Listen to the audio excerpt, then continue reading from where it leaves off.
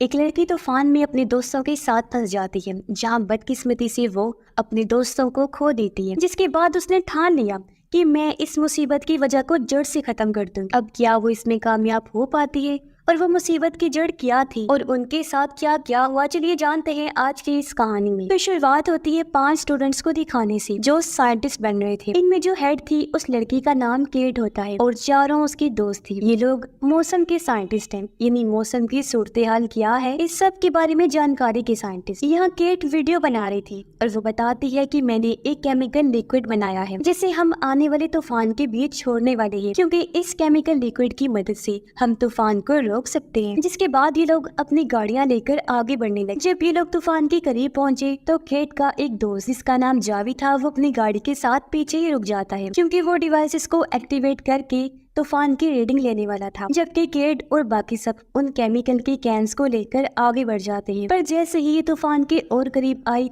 सब कुछ दिखना बंद हो जाता है, जिससे वो थोड़ा घबरा गई। पर तभी इन्होंने देखा कि हवा का तेज झोंका इनकी तरफ बढ़ रहा है, जो इतना तेज था कि सभी कैंस उल्ट जाते हैं। ये देखकर सभी गाड़ी से उतर गए और सभी कैंस को खोलकर केमिकल को बाहर छोड़ देते हैं। अब जैसे ही तूफान जोर पकड़ता है और कैन से टकराता है तो केमिकल तूफान में जाकर मिक्स हो जाता है। ये देखकर केट और बाकी सब बहुत खुश हो गए और अब ये वापस जाने लगते हैं, क्योंकि तभी डिवाइसेस भी एक्टिवेट हो जाती हैं और रीडिंग स्टार्ट हो जाती है। पर हम देखते हैं कि तूफान रुकने की बजाय और तेज हो गया है, जो तबाही मचाना शुरू कर देता है। इसी बीच जावी भी तूफान की रीडिंग लेने लगा। वो बताता है कि उस केमिकल का तूफान पर जरा भी असर नहीं हुआ। ये सुनकर वो लोग अपनी गाड़ी की स्पीड तेज करके वहाँ से भागने लगते हैं। बारी बारी सामान इनकी गाड़ी पर आकर लगने लगा, जिसके बाद एक गाड़ी आकर इनकी गाड़ी से टकरा जाती है। ये लोग जल्दी से बाहर आकर सामने के पुल के नीचे भागने लगते हैं ताकि वहाँ छुप सके। इस बीच केट का एक दोस्त बुरी तरह तूफान में फंस गया। वो बच ही नहीं पाता, उड़ जाता है, जिससे उसकी मौत हो जाती है। केट की एक दोस्त जब ऊपर जा रही थी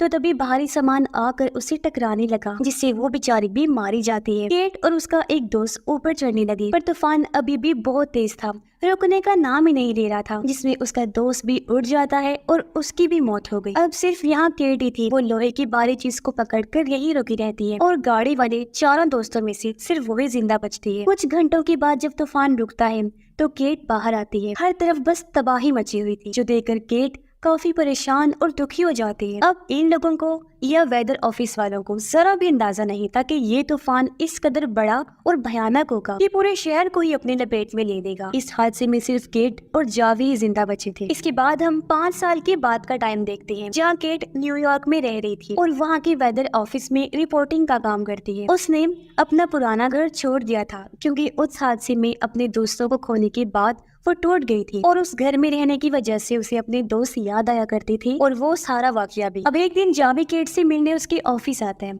वो कहता है मुझे एक प्रोजेक्ट में तुम्हारी मदद चाहिए। असल में मेरी कंपनी ने एक ऐसा ट्रैकिंग सिस्टम बनाया है जिसकी मदद से एक अलग ही तरीके से तूफान के आने का पता चल जाएगा और वो ये जानकारी सबको बता सकता है। तब केट उसकी मदद करने के लिए राजी हो जाती है और ये दोनों जावी की कंपनी में जाने के लिए निकल जाते हैं। जहाँ पहुँचने पर जावी उसे अपनी टीम से मिलवाता है। तभी यहाँ पर एक काफी मशहूर इन्फ्लुएंसर भी आ जाता है जिसका नाम टाइलर था और वो अपने साथ पूरी टीम को लाया हुआ था। उसका काम था तूफान के बीचों बीच जाना और वहाँ के सारे हालात का जायजा लेकर वापस आकर जानकारी देना। जैसे ही वो यहाँ पर आया सब लोग उसके आगे पीछे हो जाते हैं, साथ साथ वो अपनी टी शर्ट भी यहाँ बेचने लगता है। फिर वो आया केट के पास, उसे बात करने की कोशिश करता है, लेकिन केट को उसे बात करने में कोई दिलचस्पी नहीं थी, इसलिए वो यहाँ से चली जाती है। वो जावी के पास आई, जिसके बाद केट, जावी और उनकी पूरी टीम तूफान वाली साइड पर निकल जाते हैं। पर हम देखते हैं कि टाइलर और उसकी टीम भी इनका ही पीछा कर रहे हैं। अब टाइलर की गाड़ी जावी वाली गाड़ी के बहुत पास से गुजरी, जिस गाड़ी में जावी के साथ केट भी थी। तब हड़बड़ी में जावी से गाड़ी साइड में हो गई, इस वजह से वो अपनी टीम से अलग हो जाते हैं। ये दोनों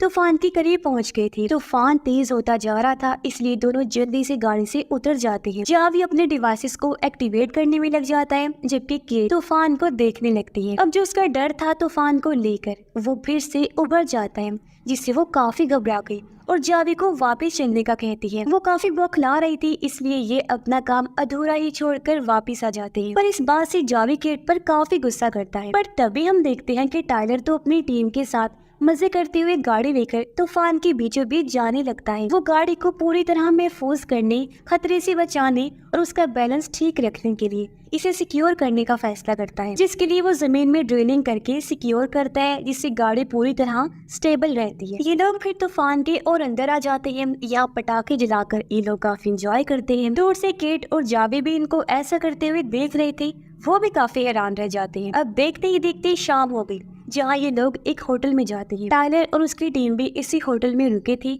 जहाँ वो सब लोग पहली बार केट से मिलते हैं। केट इनसे बातें करने लगी। पता चला कि इस टीम के हर मेंबर को तूफान के बारे में काफी अच्छी जानकारी है और टायलर भी काफी बड़ा साइंटिस्ट है, जो जानकर के काफी हैरान रह जाती है। अब जावी एक आदमी से जाकर मिलता है और तूफान से जो लोगों की जमीनी प्रॉपर्टी तबाह हुई थी वो उस आदमी को दिखाने लगता है, जो एक डीलर था। अब टायलर केट से दोस्ती करने की कोशिश करता है, जिस बीच इन्हें एक और तूफान की खबर मिलती है, जो जानकर ये दोनों ही टीम्स उस तरफ निकल पड़ती हैं। थोड़ा दूर आने पर इन्हें अपने सामने दो तूफान नजर आए। एक तो बहुत खतरनाक लग रहा था, जबकि दूसरा इतना ताकतवर नहीं था। अब रिपोर्ट बनाने के लिए वो सब लोग ताकतवर तूफान की तरफ जाने लगते हैं, पर तभी केट नोटिस करती है कि हवा का रुख बदल रहा है, इसलिए वो जावी को कम शिद्दत वाले तूफान की तरफ जाने का कहती है। अब पहले तो उन लोगों को भी थोड़ा बहुत डाउट था इस बारे में, लेकिन फिर वो उसी तरफ निकल जाते हैं। पर हम देखते हैं कि जब हवा का रुख बदला तो वो जगह जहाँ टायलर अपनी टीम के साथ था वहाँ हवा चलती है, जिसके बाद फौरन ही हल्का सा तूफान आकर रुक जाता है। जबकि दूसरी तरफ केट और उसकी टीम को तो खतरनाक तूफान और भयानक चीजों का सामना करना पड़ता है। पर इस बार केट डरती नहीं है,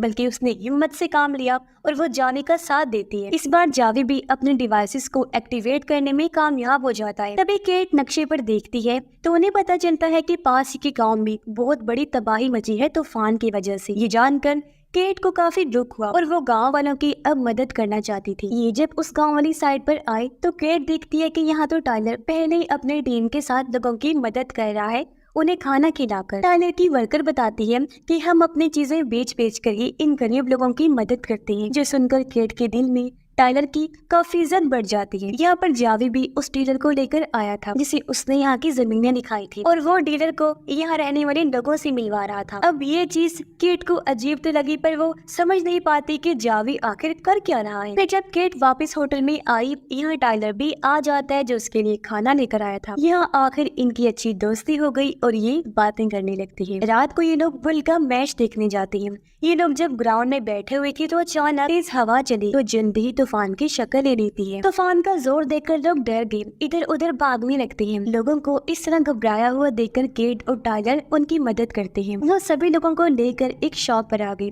लेकिन यहाँ आसपास कोई बिल्डिंग नहीं थी और ना ही बेसमेंट, तो इस वजह से यहाँ खतरा था। इसलिए केट सब लोगों को लेकर बाहर आ गई और वो सामने वाले पुल के नीचे जाने लगते हैं अपनी जान बचाने के लिए। इन्हीं में एक कपल था जो अपनी गाड़ी में बैठकर यहाँ से जाने लगते हैं, पर तभी इनकी गाड़ी तूफान में फंसने की वजह से उड़ जाती है और उनकी मौत हो जाती है। अब जहाँ सारे लोग पहले छुपे हुए थे, देखते ही देखते वो पूरी शॉप उड़ जाती है। केट एक बच्ची और उसकी माँ को पुल के नीचे छुपा रही होती है, जबकि टायलर शॉप की मालिक को लेने जाता है जो फंसा हुआ था, पर एक गाड़ी उन लोगों से आकर टकरा जाती है, जिससे शॉप का मालिक तूफान में खींचा चला जाता है और उसकी मौत हो जाती है। अब कुछ घंटों के बाद तूफान जब रुकता है तो जावी लोगों से मिलवाने के लिए फिर से यहाँ डीलर को लेकर आता है। अब तक केट जो सारी बात समझ गई थी वो आकर जावी से बात करती है, कहती है कि तुम्हारा डीलर जबरदस्ती उन लोगों की जमीनें लेना चाहता है ना, जिन लोगों ने तूफान में अपने घरों को खो दिया है। तुम लोग कितने लालची हो, इसका तो मतलब साफ साफ है कि तुम लोगों की कमजोरी का फायदा उठा रहे हो।